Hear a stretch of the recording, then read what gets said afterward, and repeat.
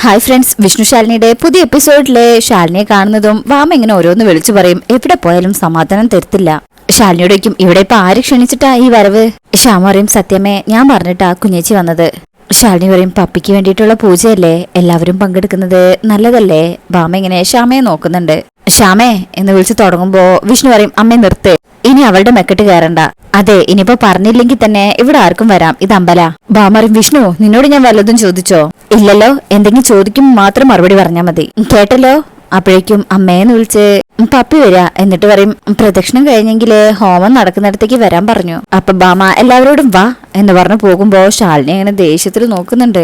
പോവാൻ സമയം ശ്യാമ ഇങ്ങനെ വരാനായി കണ്ണോണ്ട് കാണിക്കുന്നുണ്ട്. ശാലിനി ഇങ്ങനെ തലയാട്ടും. ശേഷം രോഹിത്തും പോവും, വിഷ്ണു പോവും. ശേഷം ചോദിക്കും, എന്താ വരുന്നില്ലേ? ശാലിനി പറയും, ഞാൻ വന്നത് സത്യമ്മയ്ക്ക് ഇഷ്ടപ്പെട്ടിട്ടില്ല. വിഷ്ണു പറയും, അത് കാര്യാക്കണ്ട, തനിക്ക് അമ്മ അറിയാലോ, അത് തന്നെ പെട്ടെന്ന് കണ്ടപ്പോഴുള്ള ഇഷ്ടക്കേടാ, അത് താനെ മാറിക്കോളും, അത് മൈൻഡ് ചെയ്യേണ്ട കാര്യമില്ല, താൻ വാ. ശാലിനി പറയും, വിഷ്ണുവേട്ടൻ നടന്നോ, ഞാൻ പിന്നാലെ വരാം. ശാലിനി വാ. ശാലിനി പറയും, ഞാൻ വരാം, വിഷ്ണുവേട്ടൻ നടന്നോ. അപ്പോഴേക്കും വിഷ്ണു എന്ന് ബാമ ഇങ്ങനെ ഉച്ചത്തിൽ വിളിക്കുന്നുണ്ട്. വിഷ്ണു പറയും, വന്നേക്കണേ എന്ന് പറഞ്ഞത് പോവാണ്. ശേഷം ശാലിനിയെ അവിടെയുള്ള നാഗത്തറയുടെ അടുത്ത് നിന്ന് പ്രാർത്ഥിക്കുകയാണ്. ഭഗവാനെ, എന്റെ മകൾ പത്മിനിയുടെ ജീവൻ രക്ഷിക്കാനുള്ള ആയുർ ഹോമത്തിൽ പങ്കെടുക്കാനാ ഞാൻ വന്നത്.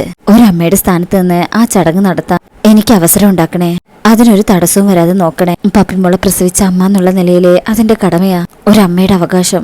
അതിലൊരു വിഘ്നവും വരുത്താതെ എന്നെ എന്റെ മക്കളെയും കാത്തുരക്ഷിക്കണേ എന്നിങ്ങനെ പ്രാർത്ഥിച്ചു പോകാൻ തുടങ്ങുക. ഇതേ സമയം സുസ്മിത അവിടെ എത്തിയിട്ടുണ്ട്. എന്നിട്ട് മനസ്സിൽ വിചാരിക്കും, എന്റെ നമ്പർ അവൾക്ക് മനസ്സിലാവരുത് എന്ന് വിചാരിച്ചിട്ട് വേറൊരു നമ്പർ നിന്നാണ് ശാലിനിയെ വിളിക്കുന്നത്. അതും സാരി കൊണ്ട് ആ ഫോൺ പൊതിഞ്ഞതിനു ശേഷം. ഹലോ, ആരാ ഇത്? സുസ്മിത പറയും, എന്നെ ഒരു ഫ്രണ്ടായിട്ടോ ശത്രുവായിട്ടോ മിത്രമായിട്ടോ എങ്ങനെ വേണമെങ്കിലും കാണാം, അതിലൊന്നും എനിക്കൊരു വിരോധവും ഇല്ല. ശാലിനി പറയും, എനിക്ക് മനസ്സിലായില്ല, നിങ്ങൾക്ക് ആള് തെറ്റിയതാണെന്ന് തോന്നുന്നു. സുസ്മിത പറയും, കളക്ടർ ശാലിനി വിഷ്ണുവിന്റെ നമ്പറിലേക്ക് വെറുതെ വിളിച്ച് കളിയാക്കാൻ മാത്രം വിട്ടിയൊന്നുമല്ല ഞാൻ. ഇതാരാണെന്നും എന്താണെന്നും അറിഞ്ഞിട്ട് തന്നെയുള്ള വിളിയാ. ശാലിനി പറയും, ശരി, എന്തിനാ വിളിച്ചത് അത് പറ. എന്തായാലും സ്പാം കോൾ ചെയ്തതിൽ നിന്നും നീ നിന്റെ ഐഡന്റിറ്റി വെളിപ്പെടുത്താൻ തയ്യാറില്ലെന്ന് മനസ്സിലായി. പറ, എന്തിനാ എന്നെ വിളിച്ചത്? സുസ്മിത പറയും, ഒരു സഹായം ചെയ്യാനാ, ഒരിക്കലും മറക്കാൻ പറ്റാത്തൊരു സഹായം. അങ്ങനെ ഒരു സഹായം ചെയ്യാൻ എന്നെ നിങ്ങളൊന്ന് അനുവദിക്കണം. ശാലിനി പറയും, ശരി, എന്ത് സഹായം ചെയ്യാൻ പോകുന്നത്? പപ്പിക്ക് വേണ്ടിയാണ് നീ പൂജയിൽ പങ്കുകൊള്ളാൻ വന്നതെന്നും നിന്റെ മകളാണ് പപ്പിയെന്നും സത്യഭാമയ്ക്ക് അറിയില്ലല്ലോ. ഇത് കേൾക്കുമ്പോ തന്നെ ശാലിനി അങ്ങ് ഞെട്ടിപ്പോവാ. അതൊന്ന് അറിയിച്ചു കൊടുക്കണം. എന്താ, അറിയിക്കട്ടെ? ശാലിനി ആകെ വിറയ്ക്കുന്നുണ്ട്. ശാലിനി ചുറ്റും നോക്കും. നീ ആരാ? എന്താ നിന്റെ ഉദ്ദേശം? പറഞ്ഞല്ലോ ശാലിനി, ഞാനൊരു പരോപകാരിയാ. മറ്റുള്ളവർക്ക് ഇതുപോലുള്ള സഹായം ചെയ്തു കൊടുക്കാന്നുള്ളതാണ് എന്റെ പണി. അത് ചെയ്യാൻ നീ എന്നെ അനുവദിക്ക് പ്ലീസ്. ഞാൻ പറഞ്ഞ കാര്യങ്ങൾ മറ്റുള്ളവർക്ക് പറഞ്ഞു കൊടുത്തില്ലെങ്കിലേ എനിക്ക് ഉറക്കം വരില്ലെന്നേ. എന്ത് ചെയ്യാം, എന്റെ സ്വഭാവം അങ്ങനെ പോയി. ശാലിനി പറയും, ഡി, നീ ഇതൊക്കെ ആരോടാ പറയുന്നെന്ന് വല്ല ബോധമുണ്ടോ? ഞാനൊന്ന് ഇൻഫോം ചെയ്താ നീ അകത്താ. സുസ്മിത പറയും, എനിക്ക് അകത്തു പോകുന്നതിലൊന്നും ഒരു പരാതിയില്ല എന്റെ ശാലിനി. പക്ഷെ നിന്റെ അവസ്ഥ അതാണോ? ഈ രഹസ്യം അറിഞ്ഞാൽ ശാരദാമ്മയുടെ മൂന്നാമത്തെ മകളായ ശ്യാമയെയും സത്യഭാമ കുറ്റിച്ചൂലിനടിച്ച് ശ്യാമയെ പുറത്താക്കും.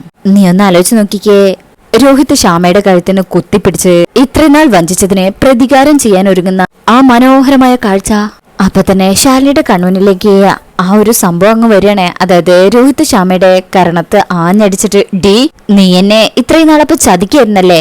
പപ്പി നമ്മുടെ മോളല്ലെന്നുള്ള രഹസ്യം എന്തിനാടി നീ എന്നിൽ നിന്ന് ഒളിച്ചു വെച്ചത്? അപ്പോ നീ എന്നെ വിഡ്ഢിയാക്കിയായിരുന്നല്ലേ? അത് രോഹിത്തെ ഞാൻ എന്ന് പറഞ്ഞ് ശ്യാമ തുടങ്ങുമ്പോ രോഹിത് വീണ്ടും അടിക്കുക. സുസ്മിത പറയും, അവൻ ചിലപ്പോ ശ്യാമയെ കൊന്നെന്നും ഇരിക്കും. അനാഥനായ അവന് ആകെയുള്ളൊരു അവകാശിയാണ് പപ്പി.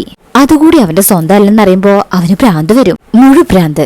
അപ്പൊ പിന്നെ ശ്യാമയെ കൊല്ലുന്നതുകൊണ്ട് കുഴപ്പമില്ലല്ലോ, ഭ്രാന്തന്മാർക്ക് ഇപ്പൊ എന്തും ചെയ്യാലോ. പിന്നെ ഞാൻ അത്രയ്ക്ക് ചീപ്പൊന്നല്ല ശാലിനി. ശാലിനിയാണെങ്കിൽ നിന്ന് ഏർക്കുന്നുണ്ട്. അത്യാവശ്യം മനസ്സലിവുള്ളവളാ. മറ്റുള്ളവരുടെ സങ്കടം കണ്ടാൽ വേദനിക്കുന്നവളുവാ. നീ ഇപ്പൊ ത്രിസംഗ സ്വർഗത്തിലാണെന്ന് എനിക്ക് നന്നായിട്ടറിയാം. ഞാനിപ്പോ ഈ രഹസ്യം സത്യഭാമയെ അറിയിക്കുന്നില്ല. ശാലിനിക്കും, എന്താ നിന്റെ ഉദ്ദേശം? പണാണോ? സുസ്മിത പറയും, കളക്ടറല്ലേ, പണം കാണുമെന്ന് എനിക്കറിയാം. അത് നീ ആ ക്ഷേത്രത്തിന്റെ ഭണ്ഡാരത്തിലേക്ക് ഇട്ടേക്ക്, കുറച്ചു പുണ്യം എനിക്കും കിട്ടട്ടെ. ശാലിനിക്കും, പിന്നെ എന്താ നിന്റെ ഉദ്ദേശം? സ്വന്തം കുഞ്ഞിന്റെ, അതായത് പപ്പിയുടെ പൂജാ ചടങ്ങില് പങ്കെടുക്കാനല്ലേ നീ വന്നത്? എന്നാ നീ ആ പൂജയിൽ പങ്കെടുക്കരുത്. ശാലിനി ഞെട്ടിപ്പോവും. സുസ്മിത പറയും, ഞാനിപ്പോ രഹസ്യം പറഞ്ഞാലും പപ്പിയുടെ ജീവൻ ഛിന്ന ഭിന്നാവും. പപ്പിയുടെ മാത്രോ, ശ്യാമയുടെയും രോഹിത്തിന്റെയും ആ കുടുംബം തന്നെ ഇല്ലാതാകും. നീ ആ ഹോമത്തിൽ പങ്കെടുക്കാതിരുന്നാൽ ഇതൊന്നും സംഭവിക്കില്ല. അമ്മയുടെ സ്ഥാനത്ത് നിന്ന് ശ്യാമ കാര്യങ്ങൾ ചെയ്യുകയും ചെയ്യും. നിനക്ക് ഞാനൊരു 5 മിനിറ്റ് സമയം തരും. അതിനുള്ളിൽ നീ ഇവിടുന്ന് പോണം. ഇല്ലെങ്കിൽ ഇവിടെ സംഭവിക്കാൻ പോകുന്നത് നീ ചിന്തിക്കുന്നതിലും അപ്പുറമായിരിക്കും എന്ന് പറഞ്ഞ് സുസ്മിത അങ്ങ് കോള് കട്ട് ചെയ്ത് അവിടെ നിന്ന് പോകും. ശാലിനി വിചാരിക്കും ഇതാരായിരിക്കും എന്നെ ബ്ലാക്ക്മെയിൽ ചെയ്യുന്നത്. സ്പാം കോൾ ആയതുകൊണ്ട് അറിയാനും കഴിയില്ല. സുസ്മിതയാണോ? അവൾക്ക് ഇങ്ങനെയുള്ള തറ പണികൾ ചെയ്യാൻ പറ്റൂ. എന്തായാലും സുസ്മിതയുടെ നമ്പറിലേക്ക് ഒന്ന് വിളിച്ചു നോക്കിയാലോ. ഇതേ സമയം സുസ്മിത അവിടുന്ന് കാറിൽ കയറുക. അങ്ങനെ ശാലിനി വിളിക്കുമ്പോ സുസ്മിത കാറിനുള്ളിൽ കയറിയിട്ടുണ്ട്. അപ്പോഴാണ് ഫോൺ റിങ് ചെയ്യുന്നത്. ഹോ, ഞാനാണോ വിളിച്ചതെന്ന് അറിയാനുള്ള കളക്ടറുടെ ബുദ്ധി. മോളെ ശാലിനി, ഇത് സുസ്മിതയാ. നീ മാനത്ത് കാണുമ്പോ ഞാനങ്ങ് സാറ്റലൈറ്റ് വഴി ശൂന്യാകാശത്താ കാണുന്നത് എന്ന് പറഞ്ഞാൽ കോൾ എടുക്കും. ഹലോ, ഞാൻ ശാലിനിയാണേ. സുസ്മിത പറയും മനസ്സിലായി ശാലിനി, പറഞ്ഞോളൂ. ശാലിനിക്കും സുസ്മിത ഇപ്പൊ എവിടെയാ? ശാലിനി പറയും എനിക്ക് സുസ്മിതയെ കൊണ്ടൊരു ആവശ്യം ഉണ്ടായിരുന്നു. സുസ്മിത വിചാരിക്കും എന്തിനടി? നിന്റെ അമ്മായിമ്മയ്ക്ക് വായ്ഗുളിക കൊടുക്കാനോ? ഞാനിവിടുന്ന് അല്പം ദൂരെയാണല്ലോ ശാലിനി. ഞാനൊരു പ്രോപ്പർട്ടി ഇഷ്യൂവിൽ പെട്ട് ഓടിക്കൊണ്ടിരിക്കുക. കുറെ കാലം ഞാൻ അവിടെ ഇല്ലായിരുന്നല്ലോ. ആ സമയം ഈ ജഗതി ഒപ്പിച്ച പണിയാ. ഞാനവിടെ വന്നതിനു ശേഷം നമുക്ക് നേരിട്ട് കാണാം. ശാലിനി പറയും ശരി. അങ്ങനെ കോള് കട്ട് ചെയ്യുമ്പോ സുസ്മിത പറയും മനസ്സിലെ നീ IAS ആണെങ്കിലേ ഞാൻ ICS ആ, ഇന്ത്യൻ ക്രിമിനൽ സർവീസ്. എന്നെ പുതപ്പിച്ച് കിടത്താനുള്ള പുതപ്പൊന്നും നിന്റെ കയ്യിലില്ല മോളെ. ഹോ, ഇനിയിപ്പൊ അടുത്ത ഘട്ടം അവളീ ലൊക്കേഷൻ സെർച്ച് ചെയ്യലായിരിക്കും. അതുകൊണ്ട് കാറ് കുറച്ച് മുന്നോട്ട് കയറ്റിയിടാം. അങ്ങനെ കാറ് മാറ്റിയിടാൻ ഡ്രൈവറോട് പറയും.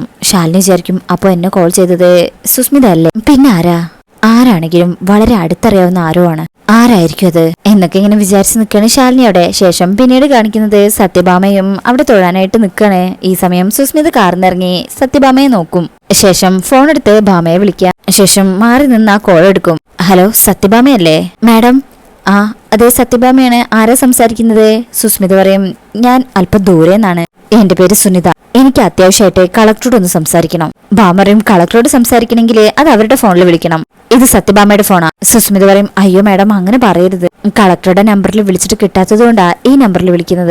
കളക്ടറിന്റെ മദർ ഇൻ ലോയുടെ നമ്പറാണെന്ന് പറഞ്ഞു തന്നതാ. പറഞ്ഞാൽ എന്ത് കാര്യവും നടത്തി തരുന്നും പറഞ്ഞു. എനിക്ക് എങ്ങനെയെങ്കിലും കളക്ടറോടൊന്ന് സംസാരിച്ചാൽ മാത്രം മതി മാഡം. ഭാമ പറയും ഞാനിവിടെ ക്ഷേത്രത്തിൽ നിൽക്കണേ, എനിക്കിവിടെ ഒരുപാട് കാര്യങ്ങൾ ചെയ്തു തീർക്കാനുണ്ട്. നിങ്ങൾ മറ്റെന്തെങ്കിലും വഴി നോക്ക്. അയ്യോ അങ്ങനെ പറയരുത് മാഡം, ഇത് രണ്ടുപേരുടെ ജീവിത പ്രശ്നമാണ്. ഇതിനിപ്പോ പരിഹാരം കാണാൻ പറ്റിയില്ലെങ്കിൽ ആരെങ്കിലും ഒരാൾ ആത്മഹത്യ ചെയ്യും. കളക്ടർ ഏതോ ക്ഷേത്രത്തിലെ ചടങ്ങിന് പോയിരിക്കാണെന്ന് പറഞ്ഞു. അതാ മാഡത്തിന്റെ നമ്പർ തപ്പിപ്പിടിച്ച് വിളിച്ചത്. ദയവ് ചെയ്ത് മാഡത്തിന്റെ ഫോണൊന്ന് കളക്ടർക്ക് കൊടുക്കണം. ഭാമ ഋഷടാ, ഇത് വലിയ ശല്യമായല്ലോ. സുസ്മിത പറയും അങ്ങനെ പറയല്ലേ മാഡം, ഒരു മനുഷ്യജീവന്റെ കാര്യമല്ലേ, ഒന്ന് സഹകരിക്കും മാഡം പ്ലീസ്. ഭാമ പറയും ശരി, ഞാനൊന്ന് നോക്കട്ടെ. അപ്പോഴായിരിക്കും സത്യയെ കാണുന്നത്. അതിൽ ഭാമ സത്യേ ഡി ഒന്നിവിടെ വന്നേ. സത്യ എടുത്തു വരുമ്പോ ഭാമ പറയും ദേ ഈ ഫോണ് നിന്റെ അമ്മയ്ക്ക് കൊണ്ടുപോയി കൊടുക്ക്. അപ്പോ സത്യ അത് വാങ്ങിച്ചു കൊണ്ടുപോകും. ശേഷം ഭാമ അവിടെ നിന്ന് പ്രാർത്ഥിക്കും. അപ്പോഴേക്കും വേറൊരാള് വന്ന് ഭാമയോട് സംസാരിക്കും. ഏതോ പരിചയക്കാരിയാണേ. ശേഷം പിന്നീട് കാണിക്കുന്നത് ശാലിനി ടെൻഷനോടുകൂടി ആരാ തന്നെ വിളിച്ചതെന്ന് അറിയാത്ത ആ ഒരു ഇതിൽ നിൽക്കുമ്പോഴായിരിക്കും അമ്മയ്ക്കൊരു ഫോൺ കോൾ ഉണ്ട് എന്ന് പറഞ്ഞ് സത്യ ഭാമയുടെ ഫോൺ കൊണ്ടുവന്ന് കൊടുക്കണേ. ദാ സത്യാമ്മയുടെ ഫോണിലേക്കാ വിളിച്ചത്. ശാലിനി വിചാരിക്കും അതാരാ, അത് സത്യാമ്മയുടെ ഫോണിലേക്ക് എന്ന് പറഞ്ഞ് ഹലോ എന്ന് നോക്കുമ്പോ സുസ്മിത വീണ്ടും സാരി കൊണ്ട് മൊബൈൽ ഫോണ് പൊത്തിപ്പിടിച്ചിട്ട് ഹലോ കളക്ടറാണോ? അതെ, കളക്ടർ ശാലിനി വിഷ്ണു ആണ്. ഇതാരെ സംസാരിക്കുന്നത്? സുസ്മിത പറയും ഇത് നേരത്തെ വിളിച്ച നിന്റെ ഫ്രണ്ട് തന്നെയാ. സുസ്മിത പറയുന്ന കേട്ടിട്ട് ശാലിനി അങ്ങ് ഞെട്ടും. ഞാൻ വളരെ മാന്യമായിട്ടാ നിന്നോട് അവിടുന്ന് പോകാൻ പറഞ്ഞത്, പക്ഷെ നീ കേൾക്കുന്നില്ല. അതുകൊണ്ടാ സത്യഭാമയുടെ ഫോണിലേക്ക് തന്നെ വിളിക്കേണ്ടി വന്നത്. ഇനിയും ഞാൻ സത്യഭാമയെ വിളിക്കണോ? അങ്ങനെ വിളിച്ചാ എനിക്ക് പലതും പറയേണ്ടി വരും. എന്നെ കൊണ്ട് അങ്ങനെ ഒരു സാഹസം നീ ചെയ്യിക്കണോ? ശാലിനിക്ക് അങ്ങ് ദേഷ്യം വരുന്നുണ്ട്. സുസ്മിത പറയും 2 മിനിറ്റ് ടൈം കൂടെ നിനക്ക് ഞാൻ തരും. അതിനുള്ളിൽ നീ അവിടുന്ന് പോയിട്ടില്ലെങ്കിൽ പിന്നെ ഞാൻ എന്തൊക്കെ ചെയ്യുന്നേ എനിക്ക് പോലും പറയാൻ പറ്റത്തില്ല. തകർത്തു കളയും നിന്റെയൊക്കെ ജീവിതം എന്ന് പറഞ്ഞ് ആ കോള് കട്ടയും. എന്നിട്ട് ശാലിനി ഇങ്ങനെ നോക്കണേ. ശാലിനി സത്യയുടെ ആ ഫോൺ ഭാമയ്ക്ക് കൊണ്ടുപോയി കൊടുക്കാൻ പറയാം. ശരി അമ്മേ എന്ന് പറഞ്ഞ് സത്യ അത് വായിച്ചു പോവും. ശേഷം ശാലിനി ഫോൺ എടുത്ത് സൈബർ സെല്ലിൽ ഒരാളെ വിളിക്കണേ. എനിക്ക് ലാസ്റ്റ് വന്ന കോൾ ഏത് ലൊക്കേഷനിലാണെന്ന് പറയാൻ പറ്റുമോ? ആ ഓക്കെ മാഡം. ശാലിനി പറയും പറ്റുമെങ്കിൽ എത്രയും പെട്ടെന്ന് എനിക്ക് ടവർ ലൊക്കേഷൻ അയച്ചു തരണം. നോക്കട്ടെ എന്ന് പറഞ്ഞ് കോള് കട്ട് ചെയ്യാ. സുസ്മിത ഇങ്ങനെ നോക്കിയിട്ട് അവിടുന്ന് പോകും. ശാലിനി മനസ്സിൽ വിചാരിക്കും നോക്കട്ടെ ഇവിടെ ഒളിച്ചിരിക്കുന്ന കള്ളിയെ എനിക്ക് കണ്ടുപിടിക്കാൻ പറ്റുമെന്ന്. ശേഷം ശാലിനി അതിനായിട്ടുള്ള തെരച്ചിലിൽ നിൽക്കണേ. ഇതേ സമയം സത്യ അവിടെ പ്രാർത്ഥനയില്ല. ഭഗവാനെ എനിക്ക് എന്റെ അച്ഛനെ കാണണം. ശാരദാമ്മയോടും അമ്മയോടും ചോദിച്ചിട്ടൊന്നും എന്റെ അച്ഛനെ കുറിച്ച് ഒന്നും പറയുന്നില്ല. എങ്ങനെ എന്റെ അച്ഛൻ ഇരിക്കുന്നത്? മുടി ചുരുണ്ടിട്ടാണോ? ഒന്നും എനിക്ക് അറിഞ്ഞൂടാ. എന്റെ കൂടെ പഠിക്കുന്ന കുട്ടികളൊക്കെ എന്നെ കളിയാക്ക. എനിക്ക് അച്ഛനില്ലെന്ന് തന്നെയാ അവര് പറയുന്നത്. എനിക്ക് അവരുടെ മുന്നില് എന്റെ അച്ഛനെ കാണിച്ചു കൊടുക്കണം, കൊണ്ടുപോയി നിർത്തി കൊടുക്കണം. ഭഗവാൻ എന്റെ പ്രാർത്ഥന കേട്ടിട്ട് എത്രയും പെട്ടെന്ന് എന്റെ മുന്നിൽ കൊണ്ടുതരണം. അച്ഛനെ കാണാതെ ഞാൻ അത്രയ്ക്ക് കഷ്ടപ്പെടുന്നുണ്ട്. എന്റെ പ്രാർത്ഥന കേട്ട് എന്നെ അനുഗ്രഹിക്കണം. എന്റെ സങ്കടം കണ്ട് എന്നെ അനുഗ്രഹിക്കണ ഭഗവാനെ. അപ്പോഴായിരിക്കും സത്യ പ്രാർത്ഥിക്കുന്നത് കണ്ടുകൊണ്ട് വിഷ്ണു അങ്ങോട്ട് വരുന്നത്. വിഷ്ണു മുന്നിൽ വന്ന് നിൽക്കും. അങ്ങനെ സത്യ പറയും, ഭഗവാനെ ഞാൻ കണ്ണടച്ച് നിൽക്കുക, അച്ഛന്റെ രൂപമെങ്കിലും എന്റെ മനസ്സിലൊന്ന് കാണിച്ചു തരണേ. ഭഗവാൻ കണ്ടിട്ടുണ്ടാവുമല്ലോ, സുന്ദരനാണോ എന്റെ അച്ഛൻ? ആ രൂപം ഒന്ന് എനിക്ക് കണ്ടാൽ മാത്രം മതി, ഒന്ന് കാണിച്ചതാ ഭഗവാനെ. ഇതെല്ലാം കേട്ട് വിഷ്ണു തൊട്ടടുത്ത് തന്നെ ഉണ്ട്. എന്റെ അച്ഛനെ കാണാനുള്ള ആഗ്രഹം കൊണ്ടാണ് ഭഗവാനെ ഞാൻ ചോദിക്കുന്നത്. കഴിയില്ലാലേ, എനിക്കറിയാം. ഭഗവാൻ മനഃപൂർവ്വം എന്നെ സങ്കടപ്പെടുത്തുക. എന്റെ അച്ഛൻ എന്തായാലും കുറെ കഴിയുമ്പോ വരുമല്ലോ, അന്ന് ഞാൻ കണ്ടോളാം. സങ്കടത്തോടെ ഞാൻ കണ്ണു തുറക്കുക എന്നിങ്ങനെ പറഞ്ഞേ കണ്ണു തുറക്കുമ്പോ വിഷ്ണു ഉണ്ടാവും അവിടെ നിന്നിങ്ങനെ നോക്കിച്ചിരിക്കുന്നത്. വിഷ്ണുക്കും ഇതെന്തൊക്കെയാ ഈ പറയണേ? ഇത് കണ്ടിട്ടാ ഞാൻ ഇങ്ങോട്ട് വന്നേ. അടുത്ത് വന്നപ്പോഴാ മോള് പ്രാർത്ഥിക്കുകയാണെന്ന് മനസ്സിലായത്. അതാ മിണ്ടാതെ നിന്നത്. ഞാനേ അച്ഛന്റെ രൂപം മനസ്സിൽ കാണിച്ചു തരാൻ ഭഗവാനോട് പറയായിരുന്നു. ഈശ്വരന് കഴിവുള്ളതല്ലേ, ചിലപ്പോ കാണിച്ചു തന്നാലോ? അതാ ഞാൻ അങ്ങനെ ചോദിച്ചത്. വിഷ്ണുക്കും എന്നിട്ട് കാണിച്ചു തന്നോ? ഇല്ല. വിഷ്ണുക്കും അച്ഛന്റെ രൂപം കാണാത്തതില് സത്യമോൾക്ക് സങ്കടമുണ്ടോ? സത്യം പറയും, അതുണ്ട്, പക്ഷെ നടക്കില്ലല്ലോ. ചിലപ്പോ ഭഗവാനും കണ്ടിട്ടുണ്ടാവില്ല, ജോലി തിരക്കുള്ള ആളല്ലേ, ഇവിടെ അമ്പലത്തിലൊന്നും വന്നിട്ടുണ്ടാവില്ല. വിഷ്ണു അടുത്തിരുന്നിട്ട് പറയും, മോള് സങ്കടപ്പെടണ്ട, മോളുടെ അച്ഛൻ വരാനായിട്ട് ഈ ബിഗ് ഫ്രണ്ടും പ്രാർത്ഥിക്കാം. സത്യം? വിഷ്ണു പറയും, ദാ ഈ സത്യമോളാണേ സത്യം എന്ന് പറഞ്ഞ് തലയിൽ തൊട്ട് സത്യം ചെയ്യാം. ഇവിടെ മാത്രമല്ല, നമുക്ക് ഹോമത്തിനിടയിലും പ്രാർത്ഥിക്കാം. മിക്കവാറും ഈ പൂജയും ചടങ്ങൊക്കെ കഴിയുമ്പോ സത്യക്കുട്ടിയുടെ മുമ്പില് സത്യയുടെ അച്ഛനെത്തും. ഉറപ്പ്? വിഷ്ണു പറയും, ഉറപ്പ്. അച്ഛനെ കാണാൻ ഇത്രയും ആഗ്രഹിക്കുന്ന ഒരു കൊച്ചിന്റെ പ്രാർത്ഥന കേൾക്കാതിരിക്കാൻ ഏത് ദൈവത്തിനാ മോളെ കഴിയാ? ഭഗവാന്റെ അനുഗ്രഹം മോൾക്കുണ്ടാവും, ഉറപ്പ്.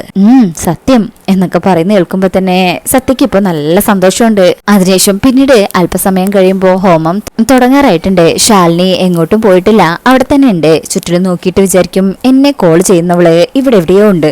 അവളെ കണ്ടെത്തേണ്ടത് എന്റെ ആവശ്യമാണിപ്പോ.